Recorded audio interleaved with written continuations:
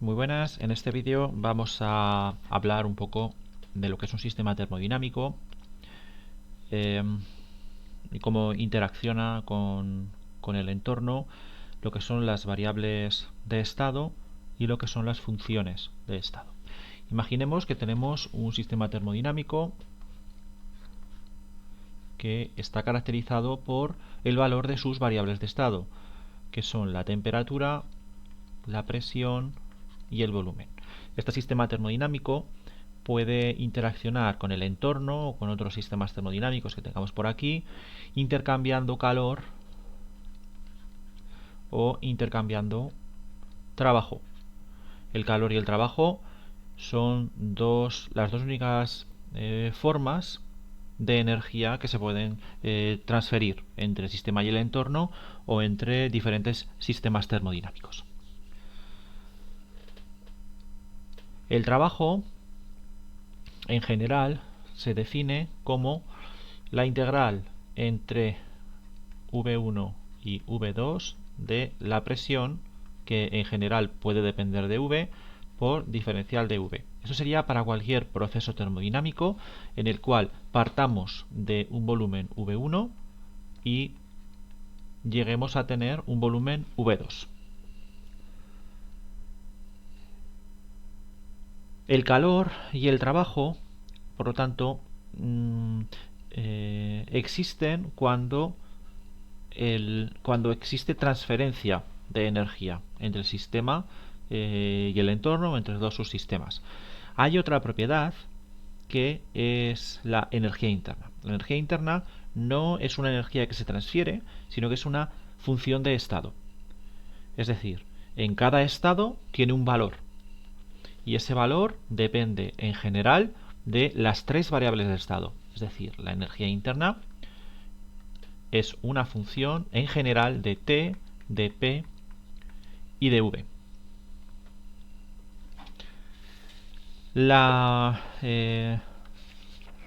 energía interna, o mejor dicho, la variación de energía interna en un proceso termodinámico se puede calcular a partir de la transferencia de calor y la transferencia y el trabajo intercambiado en ese proceso. Imaginemos que tenemos un sistema termodinámico en un punto 1 y que se desplaza a un punto 2. Aquí tenemos en general T1, P1, V1 y aquí tenemos T2, P2, V2. En este proceso, el sistema ha intercambiado con el entorno una cantidad de de calor Q y una cantidad de trabajo W. Bueno, pues el incremento de energía interna o la variación de energía interna, es decir, U2 menos U1, lo podríamos escribir así, se puede calcular como el calor intercambiado menos el trabajo intercambiado. Y a esto de aquí se le llama primer principio de la termodinámica.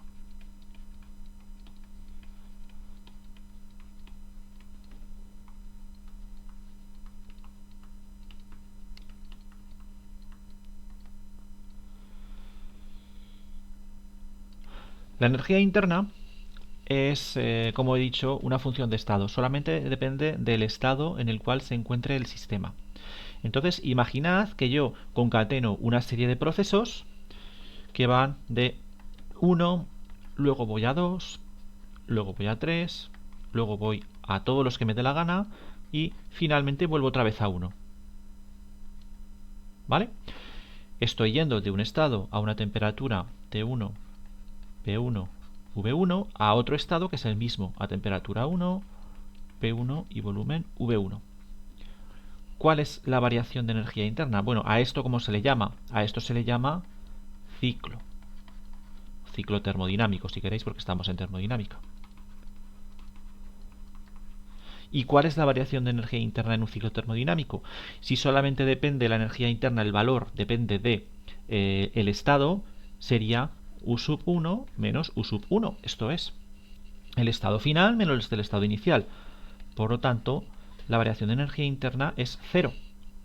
Y esto implica que el calor intercambiado es igual al trabajo intercambiado. Esto es en un ciclo. Y no importa cuál sea el ciclo. No importa por los procesos intermedios que pasemos. Pueden ser incluso de 1 a 2 y de 2 volver a 1. ¿Vale? En cualquier ciclo termodinámico la variación de energía interna es cero. Un sistema muy sencillo para aplicar todas estas ecuaciones, etcétera, es el gas ideal. En el gas ideal ocurre una cosa, y es que la energía interna solamente depende de la temperatura. ¿Por qué? Esto en el gas ideal. Porque cuando consideramos que un gas ideal, estamos considerando, primero, que el gas no ocupa volumen. Y segundo, que no hay interacciones internas. Es decir, las partículas del gas ni se ven. Van todas como si fueran en solitario. Entonces, no hay presión. Es decir, no hay influencia del volumen y no hay influencia de la presión. Solamente depende, por lo tanto, de la temperatura. Lo que vamos a hacer ahora es obtener el valor o la expresión de esta energía interna para el gas ideal. Y lo vamos a hacer a partir de la cinética de gases. La energía interna es toda la energía que tiene el sistema, de forma interna, sin tener en cuenta las interacciones externas. Me explico. Imaginad que tenemos un recipiente con un gas real. Ese gas, sus partículas se estarán moviendo a una determinada velocidad, ¿verdad? Entonces tendrá energía cinética el gas, la suma de todas las energías cinéticas de todas las partículas. Además, normalmente puede haber interacciones entre las partículas, así que habrá una energía potencial interna, que puede ser electrostática, por ejemplo. Y además, si lo miramos desde fuera, ese gas estará atraído por el campo gravitatorio terrestre, así que tendrá una energía potencial gravitatoria. Bueno, pues la energía interna es todas esas suma de energías excepto la gravitatoria, la que viene del exterior. Solamente tenemos en cuenta las internas, la cinética y la potencial, pero interna. Pero ¿qué pasa si el gas es ideal? Que no hay interacción entre las partículas, así que solamente tenemos en cuenta la energía cinética. Así que esto de aquí, la U, será la energía cinética del gas. ¿Y cómo podemos escribir esta energía cinética? Pues fijaos, será el número de partículas que tiene el gas multiplicado por la energía cinética de cada partícula. Aquí esto se pone en promedio, estos símbolos, estos corchetes es un promedio, porque evidentemente cada partícula se moverá a una velocidad distinta, así que tenemos que poner ahí un promedio del cuadrado de la velocidad. Según la cinética de gases, esta energía cinética de cada partícula se puede escribir de otra manera. Se puede escribir como 3 veces KB partido por 2 por T. ¿Qué es todo esto? Bueno, esto es la energía cinética. Ya os dije en un vídeo anterior que depende de la temperatura. A mayor temperatura, mayor agitación térmica, mayor energía cinética tienen las partículas. Bueno, esa relación entre la velocidad de las partículas, la energía cinética de las partículas y la temperatura viene dada por esta constante, que es la constante de Boltzmann.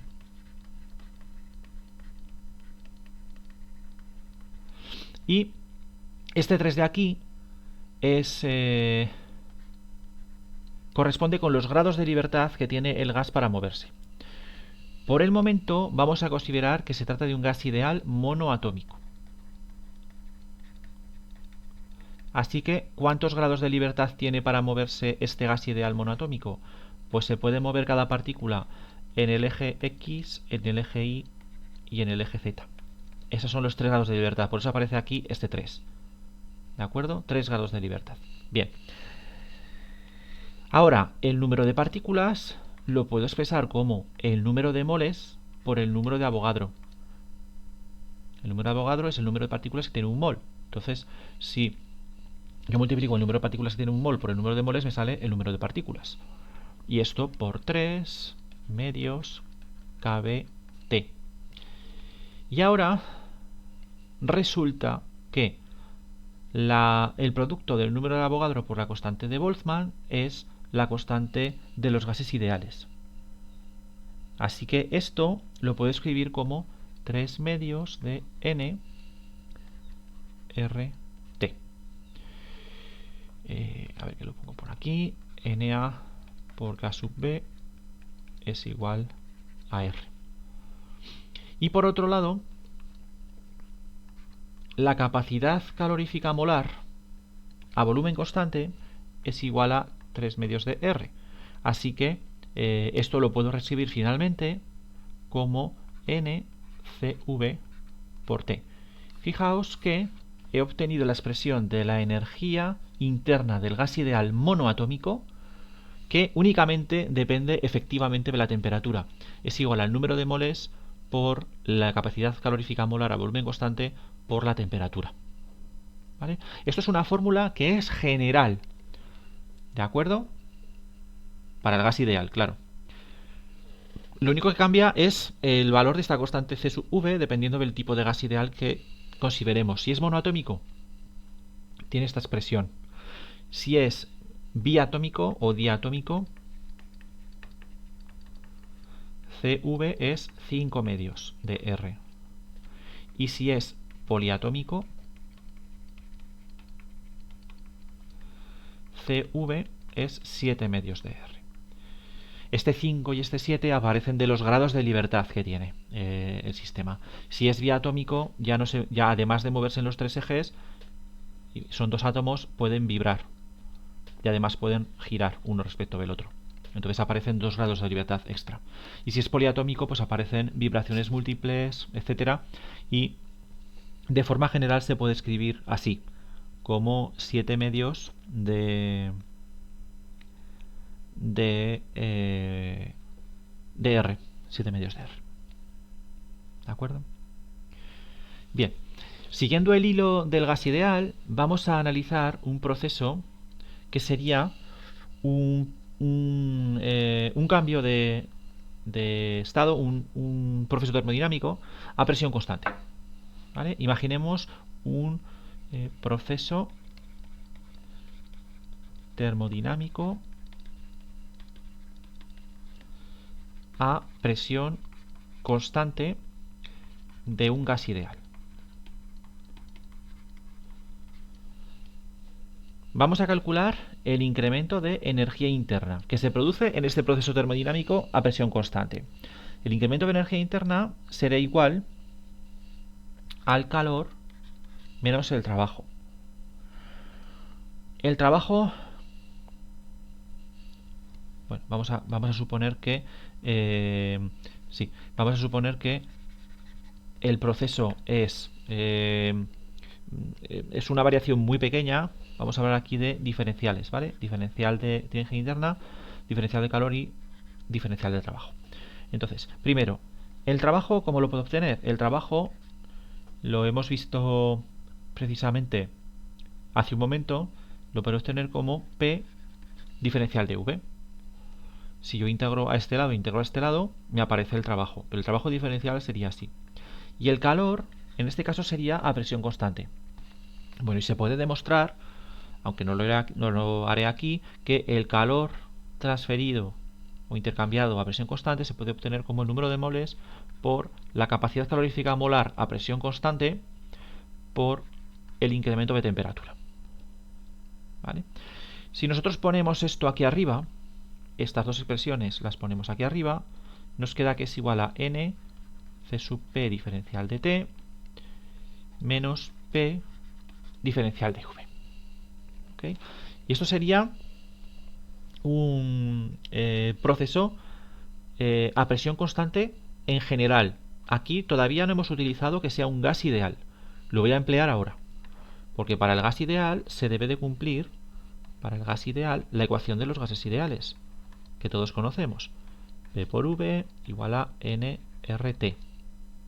Esto es un proceso que hemos dicho que es a presión constante, ¿vale? Entonces, si yo aquí derivo, tomo diferenciales, esto me quedará P es una constante, no deriva, el volumen no dice nada, así que tomo diferencial, la N es constante, la R es constante, y la T tomo diferencial, porque sí que puede cambiar. Aquí cambia V y cambia T. Así que este P diferencial de V lo puedo sustituir por NR diferencial de T. Ahí va.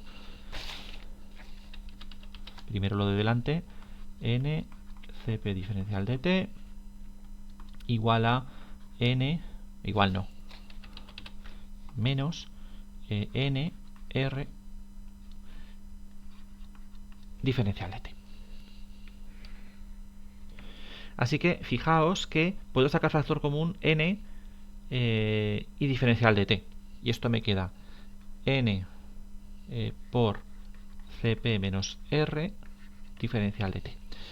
Así que, por un lado, he obtenido que la variación de energía interna es esto, n Cp menos R diferencial de t, y por otro, fijaos que aquí arriba he obtenido que es igual a n Cv por t.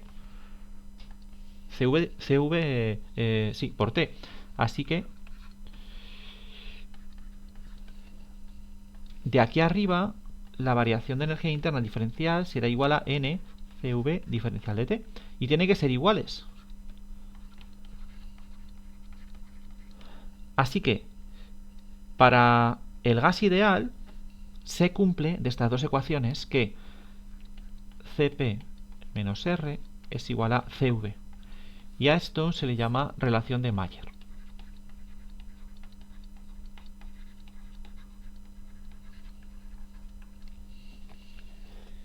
Y aquí voy a dar por concluido este vídeo, y en el siguiente lo que veremos son los diferentes tipos de procesos termodinámicos, además de este a